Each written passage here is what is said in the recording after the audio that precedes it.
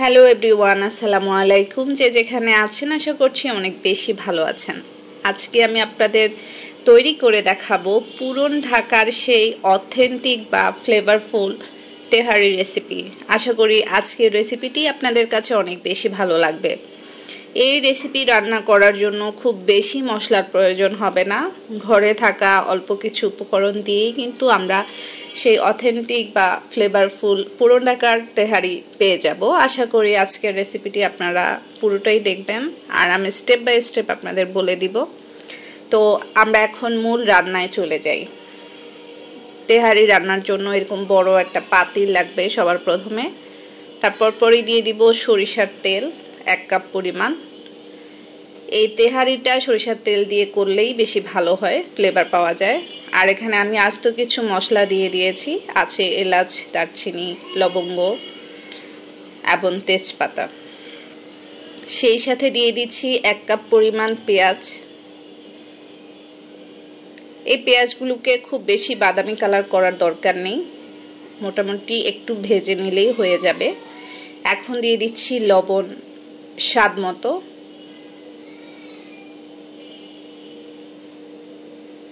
একটু নাড়িয়ে ছাড়িয়ে নিব। এই পর্যায়ে দিয়ে দিব জিরার গুঁড়ো। এখানে আমি 1 টেবিল চামচ পরিমাণ জিরার গুঁড়ো ব্যবহার করেছি। এই পর্যায়ে দিয়ে দিব টমেটো। এখানে আমি একটা পরিমাণ টমেটো দিয়েছি। সাথে দিয়ে দিব কিছু কাঁচামরিচ ফালি করে নেওয়া। এভাবে আরও কিছুক্ষণ ভেজে নেব। প্রত্যেকটা মশলা দিয়ে কিন্তু আমরা নাড়িয়ে ছাড়িয়ে নিব যাতে করে তলানিতে লেগে না যায়।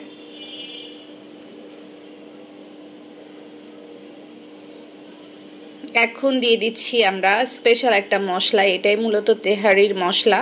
এখানে জয়ফল, জয়ত্রী, এলাচ, দারচিনি, লবঙ্গ, তেজপাতা আরও কয়েক ধরনের মশলা আছে। সবগুলো দিয়ে একটা পেস্ট বা একটা গুঁড়ো করা হয়েছে। এখন আমরা সেই গুঁড়ো মশলাটাই ব্যবহার করেছি। এটা অবশ্যই করতে হবে, নয়তো তেহারির যে ফ্লেভারটা সেটা পাওয়া যাবে না। আমি এখানে 2 চামচ দিয়েছি আর একটু পানি দিয়ে ঢেকে কিছুক্ষণ রান্না করে নেব।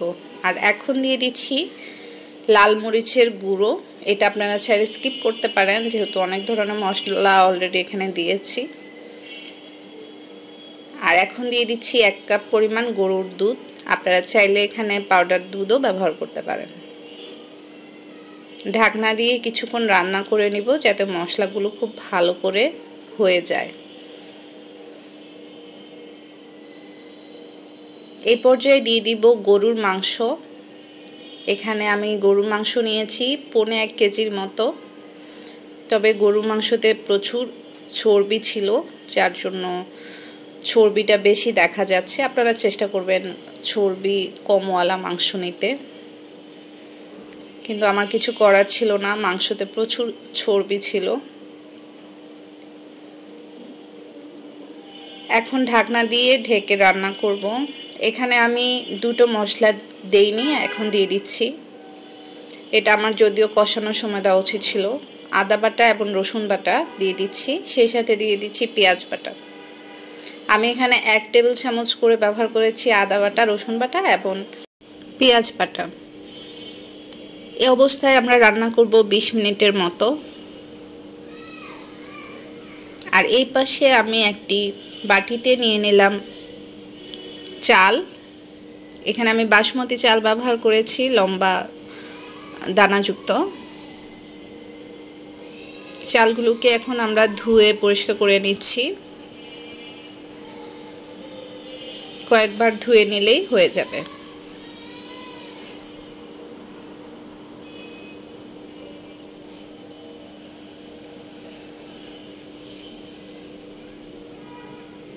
চালগুলো ধোয়া শেষ, এখন স্টেনারে দিয়ে দিব পানি ছাড়ানোর জন্য।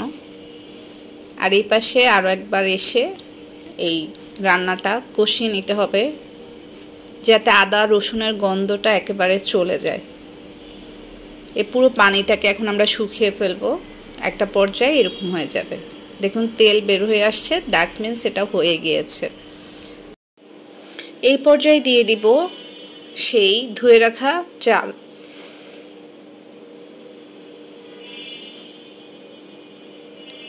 সবগুলো চাল আমি এক এক করে দিয়ে দিচ্ছি।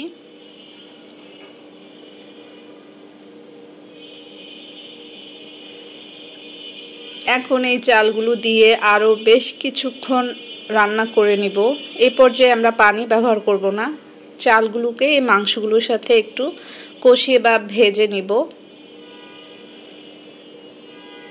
যখন এই পানিটা শুকিয়ে যাবে তখন আমরা এর সাথে আরও পানি অ্যাড করে দিব। মোটামুটি পানি শুকিয়ে গিয়েছে, এখন আমরা এর সাথে পরিমাণ মতো গরম পানি ব্যবহার করব।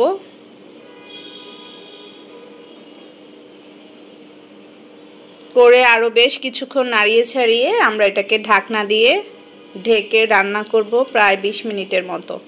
20 মিনিট পরে পানি অনেকটাই কমে আসবে। এই পর্যায়ে আমরা দিয়ে দিব ফ্লেভারের জন্য কেওড়া জল। আপনারা চাইলে এটা স্কিপ করতে পারেন, তবে এই কেওড়া জল দিলে খুব সুন্দর ফ্লেভার পাওয়া যায়। আর এখন আমি দিয়ে দিচ্ছি একটু কালারের জন্য জর্দার রং, খুবই সামান্য দিয়েছি, আপনারা চাইলে এখানে জাফরানও দিতে পারেন। ঢেকে আরও কিছুক্ষণ এভাবে রেখে দিব। তারপরে কালারটা কিছুটা আসবে আর কিছুটা সাদা কালার থাকবে, দেখতে খুবই সুন্দর লাগবে। আর এত সুন্দর ফ্লেভার বের হয়েছে, আমার পুরো ঘর ছড়িয়ে গিয়েছে ফ্লেভারে। এই ফ্লেভারটা আসার কারণ ছিল আমি যে একটা স্পেশাল মশলা বানিয়েছি, আপনাদের বলে দিয়েছি, আপনারা অবশ্যই সেই মশলাটা বানাবেন এবং মশলাটা বানিয়ে রাখবেন।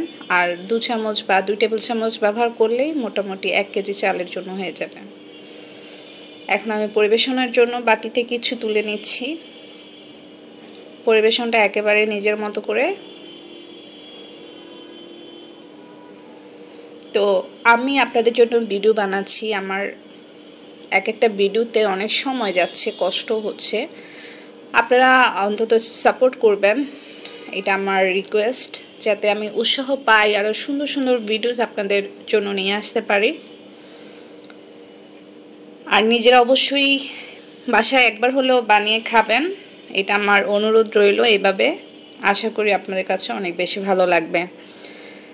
তো আজকের ভিডিও এ পর্যন্ত, সবাই অনেক অনেক ভালো থাকবেন। আল্লাহ হাফেজ।